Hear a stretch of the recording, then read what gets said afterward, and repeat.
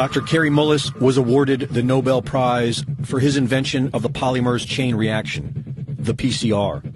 The PCR is a method of analysis and wasn't designed to test for a virus. Mullis explains why. And with PCR, if you do it well, you can find almost anything in anybody. It starts making you believe in the sort of Buddhist notion that everything is contained in everything else, right? I mean, because if you can amplify one single molecule up to something that you can really measure, which PCR can do, then there's just very few molecules that you don't have at least one single one of them in your body, okay? So that could be thought of as a misuse of it, just to claim that it's meaningful. The PCR test can potentially find anything you are looking for, depending on how high you turn it up.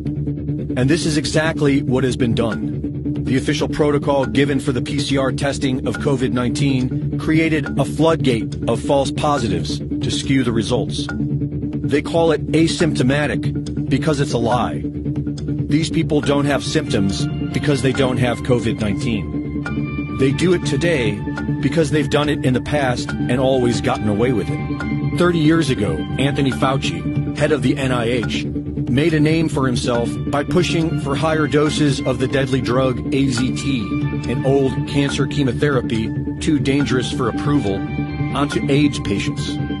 Kary Mullis was hired to measure HIV in people's blood samples with his PCR. He was working under the premise that HIV was the probable cause of AIDS.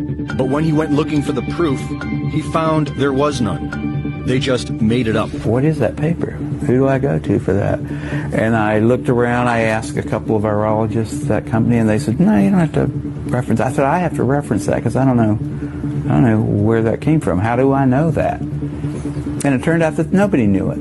And I was getting really freaked about that. That's when I first started saying, they don't know. Nobody really knows. This whole thing is a big sham. Mullis pointed out how the CDC was losing money and how the HIV-AIDS connection brought their profits back in the black, and how the men at the highest levels were all in on it. Kary Mullis knew these men were dangerous. They don't want people like me walking up and asking them those kind of questions, and they're willing to go to great lengths to prevent that. They're out on a limb. I wouldn't want to be there with them. But he was still outspoken.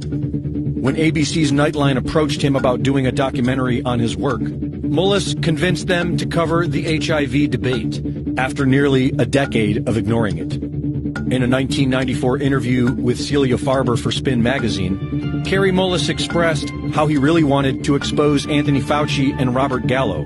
He said that he'd be willing to chase the little bastard from his car to his office, a Nobel Prize winner trying to ask a simple question from those who spent $22 billion and killed 100,000 people.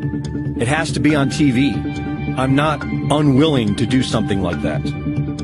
Unfortunately, not many people were listening back then. And on August 7th, 2019, just about 3 months before the first utterance of COVID-19, Kary Mullis, age 74, a Nobel Prize winner, inventor of the PCR test, a man who was once willing and eager to expose Anthony Fauci, quietly died of pneumonia. The timing of it all is mysterious to many of us.